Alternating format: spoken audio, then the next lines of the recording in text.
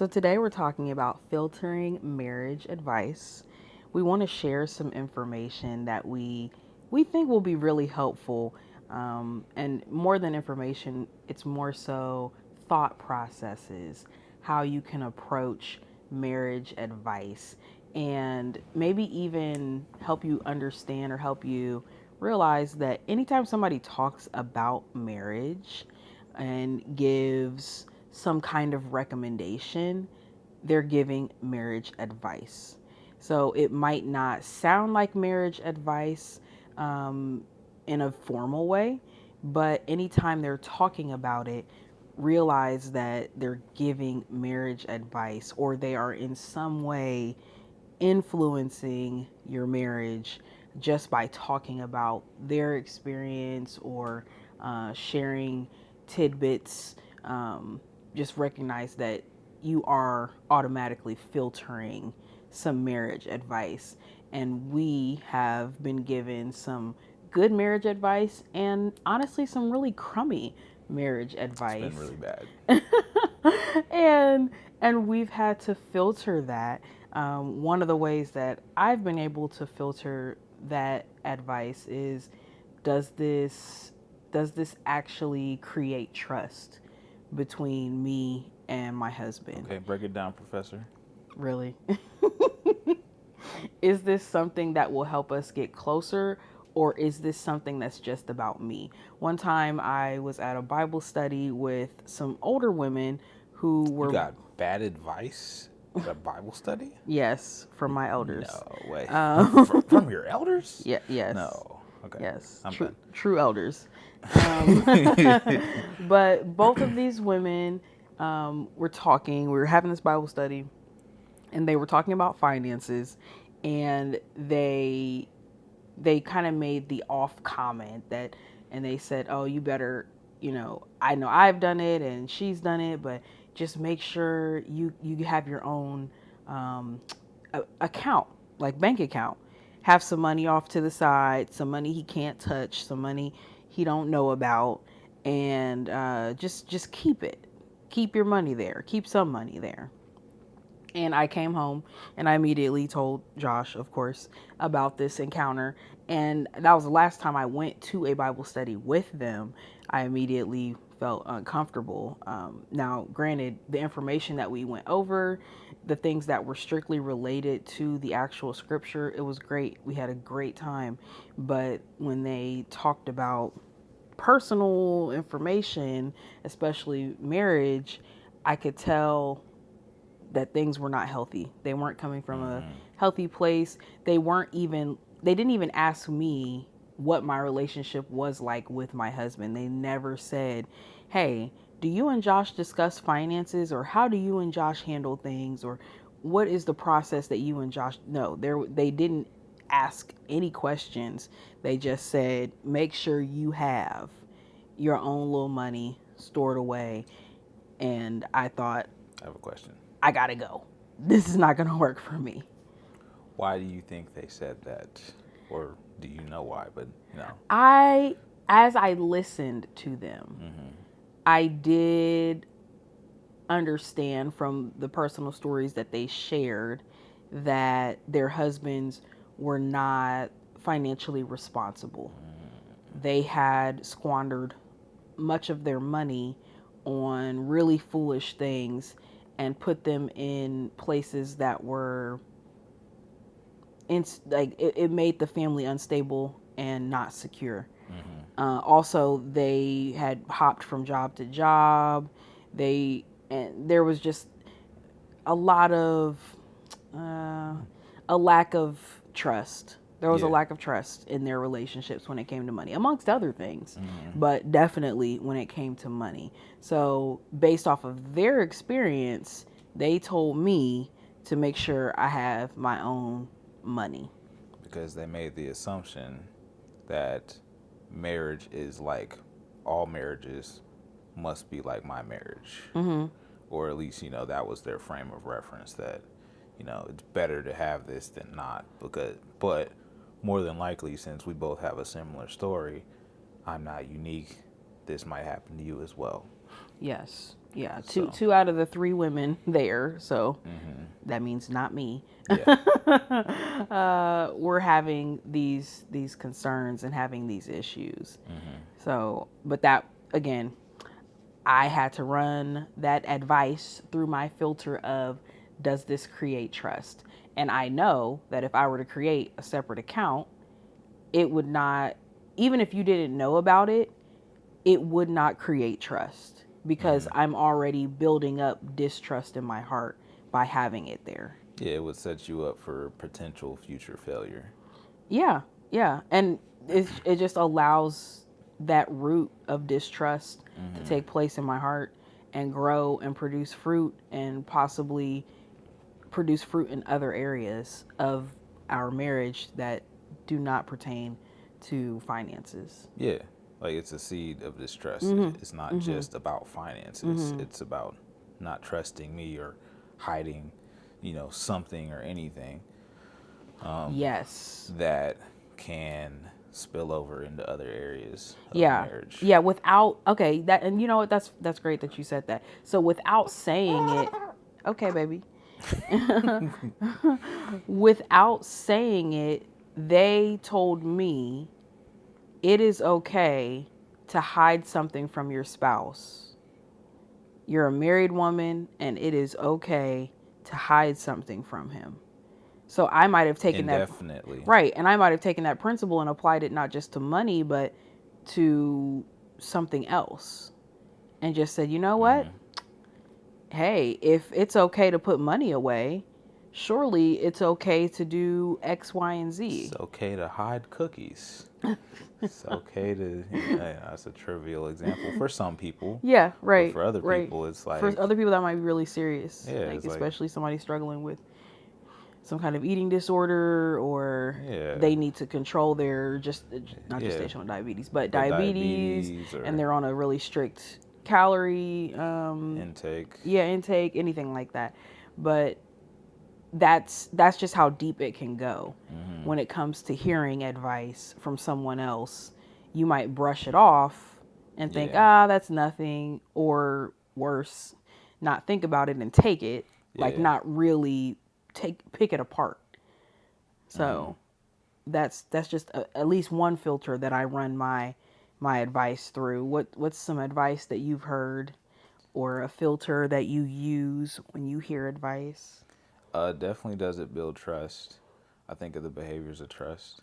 Mm. So, but like, does it, like, as far as the behaviors of trust, but this is it honest, transparent, or vulnerable? So I feel like it makes an excuse, or it allows us to not be one or all three of those things at the same Mhm. time. Mhm. So instead of, like, if you had an issue with how I'm doing finances, or you think that I'm going to go squander everything, it's like, hey, can you be transparent with me about it? If I ask you, it's like, hey, like, I'm doing the numbers. It's like, I thought you made this, and I make that. It's like we're missing some money. It's like, what happened to it? You're like, oh no. Like, okay, it's not being transparent because I asked you about it versus just being honest. So, about it, if I were to ask you, bring it to me, or being vulnerable, so you could just come to me and say, hey, I have some concerns with how you spend money, or I'm concerned that we won't have any money, so I would like to set this money aside. Mhm. So I feel like if somebody is in a situation like that, it would be better to some way, somehow, if possible. And obviously, this isn't always possible, but for everybody's situation. But if it would be possible to be vulnerable, have those conversations, and hopefully the spouse does, hear you, and you can work to some, arrangement or an agreement that works for their marriage. Yeah, what do you think about the advice don't go to bed angry? I know Um, we heard I heard Heard it that my whole growing up, life. but I know you've heard that too. I agree with the advice. I don't agree with how it's the connotation is the practical connotation of it. So I agree with don't go to bed angry. I disagree with you have to solve the problem before you go to sleep. Oh, So it's like, okay. yeah, you can have an issue It's like, but don't be angry about that issue when you go to sleep. So it's like, hey, you know what? We'll talk about this. Well, let's not stay up till 10, 11, 12, 1, 2, 3 o'clock in the morning arguing about it, because then it becomes about everything but that. And then there's more, fires to put out and more problems to solve. So I feel like going to sleep not angry and then waking up the next day and saying, hey, like, not putting it off, not saying, well, since we're not angry, let's just sleep it under the rug, pretend it never happened. It must have solved itself. But yeah, don't go to bed emotionally upset with your spouse. So emotionally dysregulated if it's possible. But the problem still needs to be solved, and that problem doesn't have to be solved within that 24-hour period or before you go to sleep.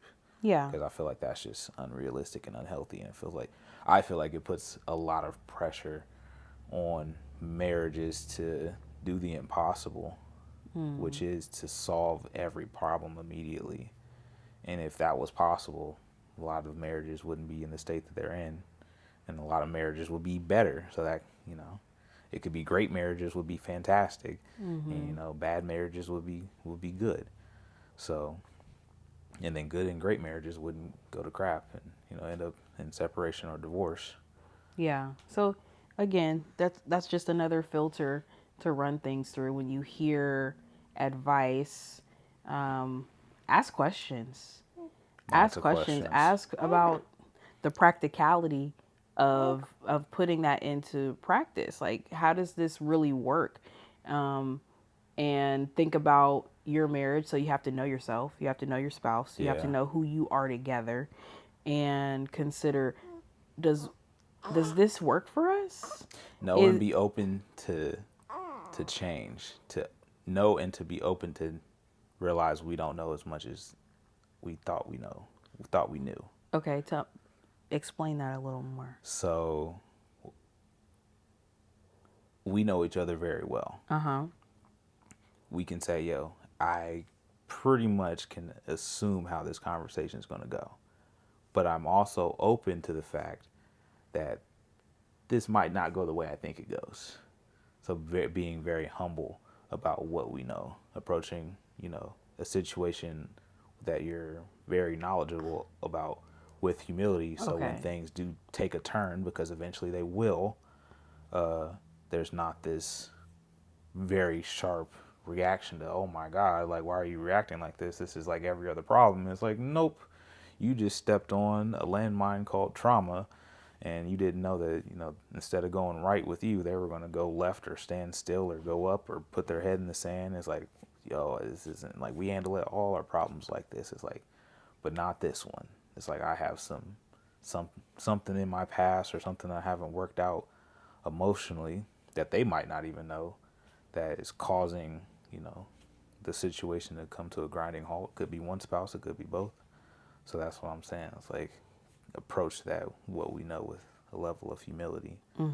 So, 'cause, I mean, there are plenty of conversations that we've had, and I'm like, yo, I didn't know that about you, or, "Oh, I thought you were going to say this." It's like, okay, like, all right, I thought we were going to handle it this way, but we ended up handling it a completely different way, because I thought I knew something, and then I ended up learning something different. Oh. So that's what I'm saying. When you're asking questions, like, yeah, it is very good to ask questions, Yeah. but also ask them without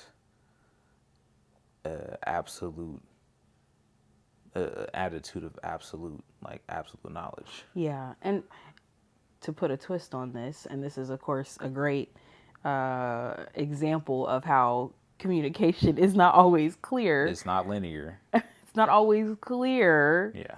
I was talking about asking the person who's giving the advice questions. See, I went on a whole different Plot tangent. twist.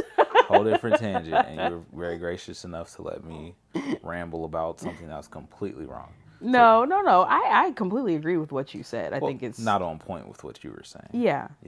But as the person giving the advice correct. to your marriage, correct. Ask them questions, because okay. they're giving advice and they are coming from a place of experience. Yes. That experience does not always apply to you and sometimes should never apply to anyone, including themselves. And you want to be able to understand where they're coming from. Example, someone once told me two oldest children should never get married. Two firstborn children should never get married. And I thought that was a really odd statement, especially since in my mind, being married to another oldest child meant We're both the oldest. So hearing that, just context on that. So Oh yes.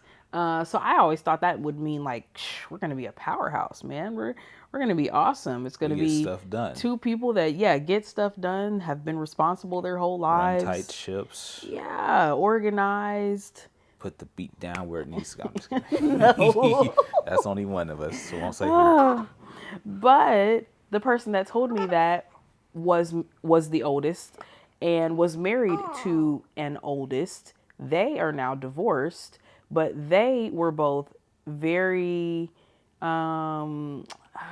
strong-willed and wanted to really Very kind way of putting lead.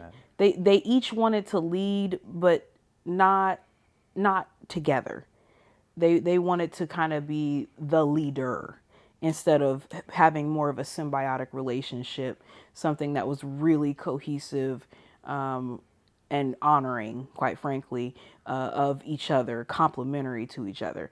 They did not lead in that way. They didn't lead together. They didn't lead together. Each was my way or the highway. Correct. So that worked well when their ways was the same way. Yeah. But so they were like, oh yeah, let's join forces, my way or the highway to everybody else. But then when their views opposed each other, it was, it was crash and burn. Mutiny. It was crash and burn.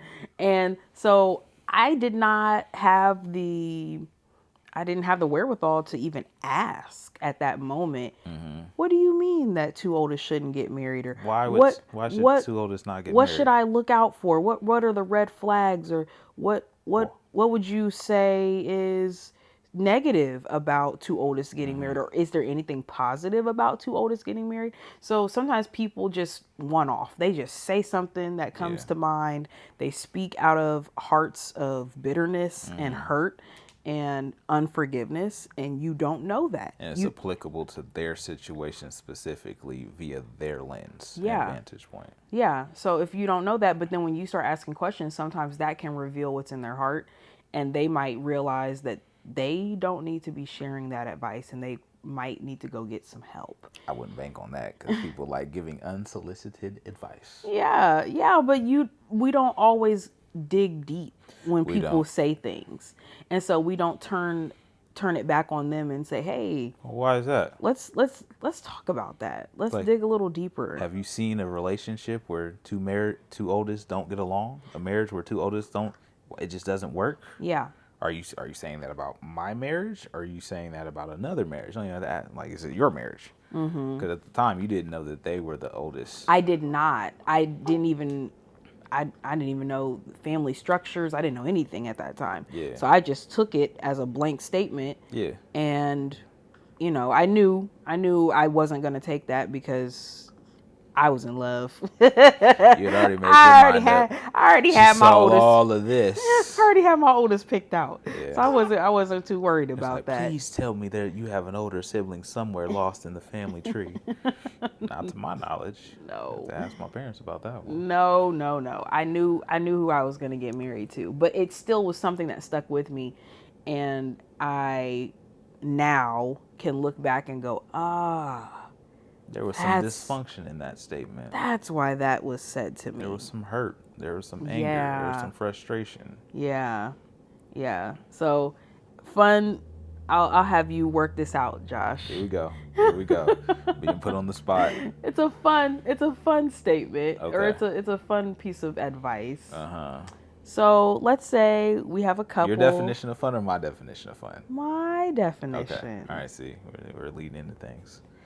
Okay. Let's say we have a couple who comes to us and says, we are really struggling with getting along at night in the bed because he wants to wrap himself up in the blankets. I get cold. I do not have enough blanket to take care of me throughout the night. And then we get up with less sleep because I have snatched the blanket off of him. We come out with an attitude. And then he gets cold or uncomfortable. It's just a back and forth. Yeah. So what would be your recommendation for us? Because this is actually affecting our marriage. Like, we're really starting to... Yeah, don't mess with my sleep. We're really starting to get on each other's nerves with this. Our son, who is messing with my sleep. That was expected. One, since they have already stated that it is actually a big problem or a bigger problem than just something petty where it's like, yo, just stop doing that. Like, you're being immature. This is actually a practical thing, not something else. I would say, what are a few options that they can do to practically solve the problem? Is it really about the blanket, or is it about something else? Like, is it about, well, he sleeps on the other side of the bed or sleeps at a weird angle or something like that, and it's like, so yeah, if he sleeps diagonal and she sleeps straight, it's like, yeah, it might not be enough blanket if her head's sticking out and he's doing that. You might have to adjust how people, the directions people sleep.